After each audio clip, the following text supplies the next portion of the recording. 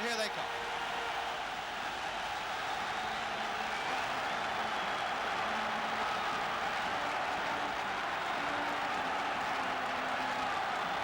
Let's catch up on the two teams. As we said just a few minutes ago, England unchanged. That's the team that beat Wales handsomely by 3-0. Scotland badly hit by injuries, now bring in Hunter, Jardine and Lorimer, and have Bremner and Macari, who were substitutes on Wednesday, starting at the first whistle today.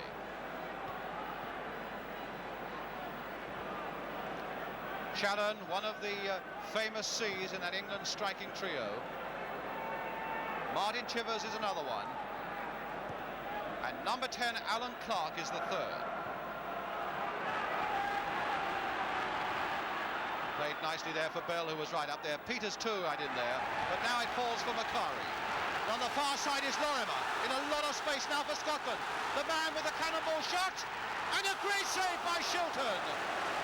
Well, that was an extraordinary break there by Scotland, and it looked odds on. Although Shilton is applauding, England, I'm sure, would be applauding him. I was surprised here that he took it with the side of his foot, which gave Shilton a chance to read it. He should have hit it with his instep. He tried to be careful and couldn't. And the crowd are beginning to rise to them as well, all their supporters. Infringement there by Macari, giving England the free kick. Shannon. Ball. Nicely played sideways to Story. Back in again there, this time to Martin Chivers. Played for ball again. And Clark, can he get through? Clark, is he through? No, the linesman on the far side is flagging. And as Clark went through, he obviously must have been in an offside position.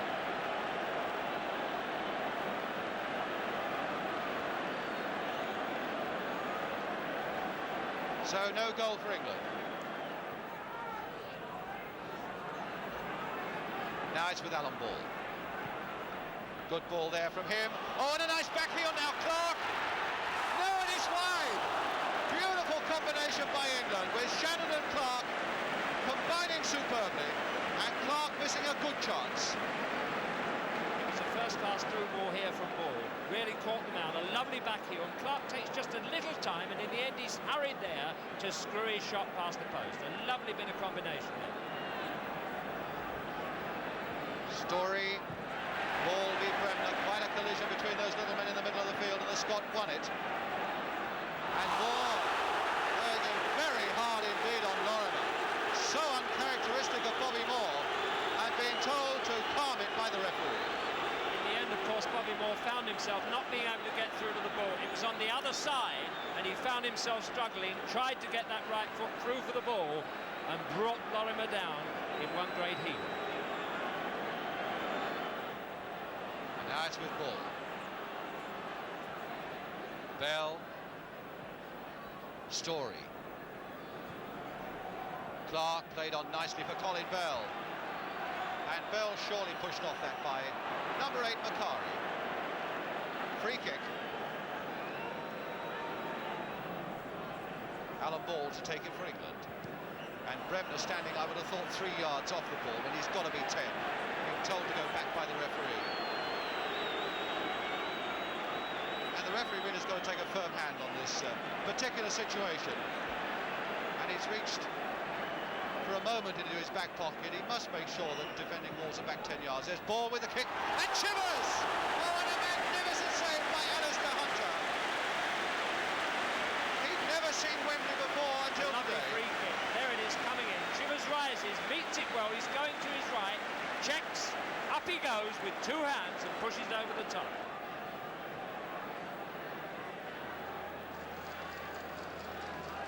So Holton watching Chivers there, really quite a physical tussle there, pushing and shoving all the time. Ball now with this one, and on the far side, Martin Peters! Yes! That's for England! And Peters, who's had such a poor game so far, steals in as he does so often, and that's 1-0 for England. Typical Spurs dead ball movement in a way, except it's Alan Ball hitting it. You can see how Chivers takes the man out of the way on the dummy. Peters comes in on the far post, completely lost, and makes no mistake from there. Whatever he does in the rest of the game, when he gets round the goal, Peters is devastating. So now Ball. Played along the touchline for Shannon. Delicate cross there, but Bell couldn't get to it because Johnson was there. Chivers hitting it first time! And Hunter got well behind that beautifully struck ball from Chivers. That is the shot of a class player. As it dropped on the volley, and also it's the save of a very promising goalkeeper. He held onto that beautifully.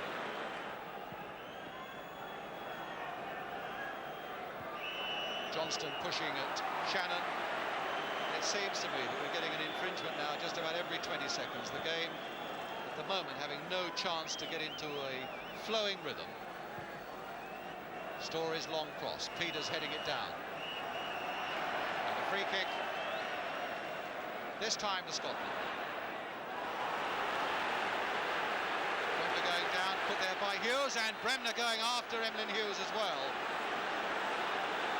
Willie Morgan did so well there to stop him, because I think Billy Bremner was going to lose his head at that moment. There's no doubt about it, was a late tackle. Billy Bremner laid it off well. Hughes came right the way through, and we've seen so many of those tackles really today where the player goes knowing that he's either going to get the ball or he's going to carry on and get the man.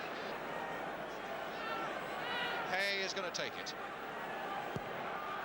Hit towards Colin Steed. Moore lost that one in the air, and McFarlane lost it on the ground. Bremner with a shot.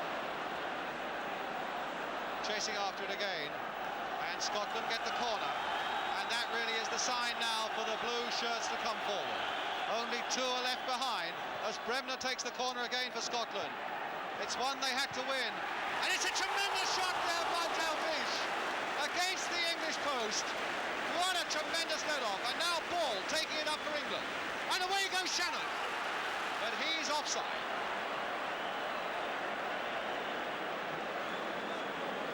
Well, that was a save of a world-class goalkeeper, and also a brilliant volley there with the left foot. Look, he's leading the wrong way. He goes up with that right hand there and just gets it away. That's a wonderful sign for England's World Cup chances to see a goalkeeper replacing Banks with that ability. Well, the arguments are still going about that match. It deteriorated a little bit at the end. A good first half, a win for England. That makes most of the panel right. And Paddy Creeran very disappointed. Paddy, what about it? I'm not as disappointed as all that much. We lost 1-0, but I thought we played magnificently. We gave a bit of stick to Derek Johnson the other night. I thought he had a magnificent game alongside Jim Holton. What's this week, Fred? I thought you were an Englishman. Magnificent. Yeah. What other performances stood out for Scotland? Hay, David Hay. Yeah. Billy Bremner. Worked hard. But the greatest performance in the world today was from the goalkeeper. Yes. England goalkeeper. What a performance. Marvellous. 100 out of 100 he gets. He made two brilliant saves, and his all-round confidence was absolutely perfect. But this what makes the game the most fantastic game in the world football. Everyone was saying that England are going to do this, that and the other thing in next year, and suddenly we come down to square one again. I felt the game was won and lost really from Scotland's point of view. The first couple of minutes when Peter Lorman really should have blasted that one. Yeah. I think England's attitude was much better the second half. I think that's the second time probably the likes of us have come on television and said about a certain team that they've got no chance of winning. And I think they get the needle with us probably more than anything else. And it raises their game. You're always going to give Scotland a chance of winning at Wembley. They're playing a home match.